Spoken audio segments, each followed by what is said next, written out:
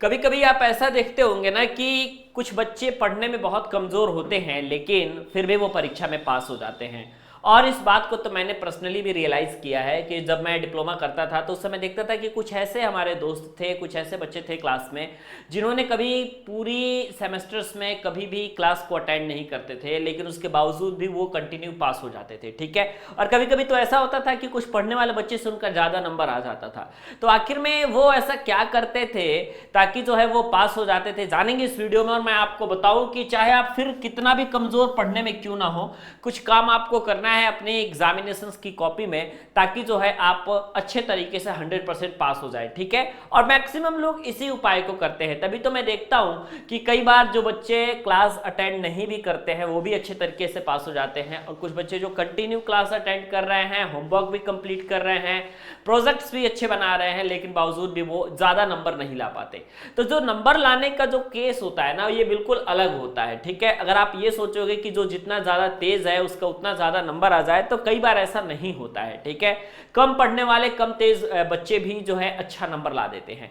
तो सबसे पहली बात आपको तो एक काम करना है कि जो अच्छे बच्चे होते हैं, जो एक इंटेलिजेंट स्टूडेंट्स होते हैं, वो क्या करते हैं कि अपनी कॉपी में सबसे पहले उन्होंने क्या किया कि अपनी कॉपी को लेते हैं और अपने आंसर्स को बिल्कुल लिमिटेड लिखते हैं। और आंसर्स को बिल्कुल लिमिटेड लिखने के कारण क्या होता है कि उनके जो है ये नंबर कम आ जाते हैं। ठीक है। ये क्यों नंबर कम आ जाते हैं? क्योंकि भाई देखो, जो मान लो 5 नंबर का क्वेश्चन था, किसी स्टूडेंट्स को पूरा परफेक्ट उसका आंसर आता है और उसने जो है आधे पेज में, हाफ पेज में उसने उस परफेक्ट आंसर को लिख दिया, तो क्या उस बच्चे को 5 में से 5 नंबर मिलेगा? नहीं। 5 नंबर मिलने के लिए कंडीशन अलग होती है। ठीक है।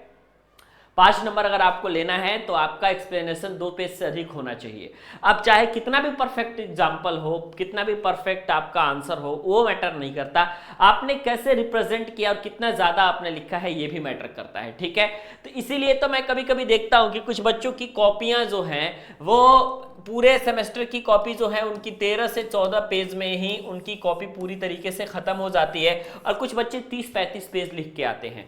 तो जो 30-35 पेज लिख करके आ रहा है, अपने आंसर्स को बना बना के लिख रहा है, एक से ज्यादा एग्जाम्पल दे रहा है, जिससे कि उसकी कॉपियां भी तेजी के साथ भर रही हैं, तो भाई ये तो सबसे ज्यादा अच्छी बात हो गई। ये तो जरूरी है भाई कि ये जो है इस बच्चे को तो मिलेगा ही नंबर।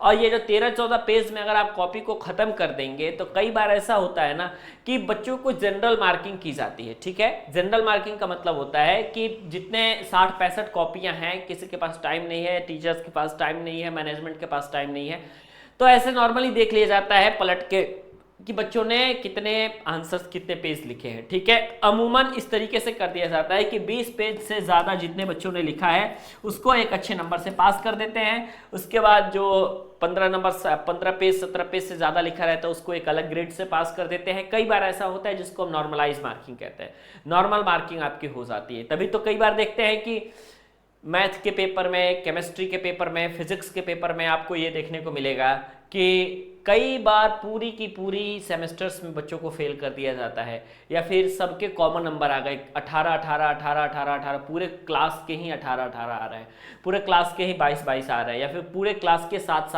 8 नंबर आ रहे हैं, बस इतना ही है ना। तो ये चीज़ है। तो आपको ये चीज़ हमेशा याद रखनी है कि लिमिटेड चीज़ों को नहीं लिखना है और आपको जो है ज़्यादा से ज़्यादा लिखना है। ठीक है। सेकंड चीज ये है कि आप अपने एग्जाम्पल को जब भी लिखो तो आप एक थ्योरी के तरीके से मत लिखो, एग्जाम्पल को आप अलग से हाईलाइट करके लिखो। ठीक है। ताकि वहां पे जहां पे आपने एग्जाम्पल को हाईलाइट किया हुआ है वहां पे टीचर को नंबर देने का मौका मिल जाए। ठीक है।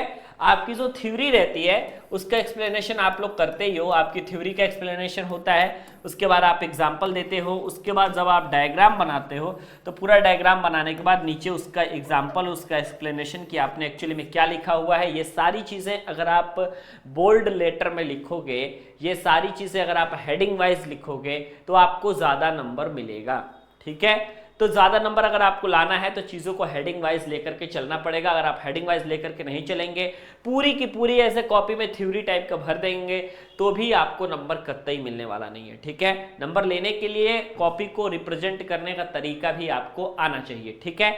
अच्छे आंसर्स लिखने से तो नंबर आपको मिलते ही है, लेकिन अच्छे आंसर्स लिखने के साथ साथ आपको ये भी पता होना चाहिए कि उस आंसर्स को रिप्रेजेंट कैसे करना है, ताकि जो है आप अच्छे तरीके से उसमें नंबर पा पाए। ठीक है, तो ये चीज़ आपको याद रखना है।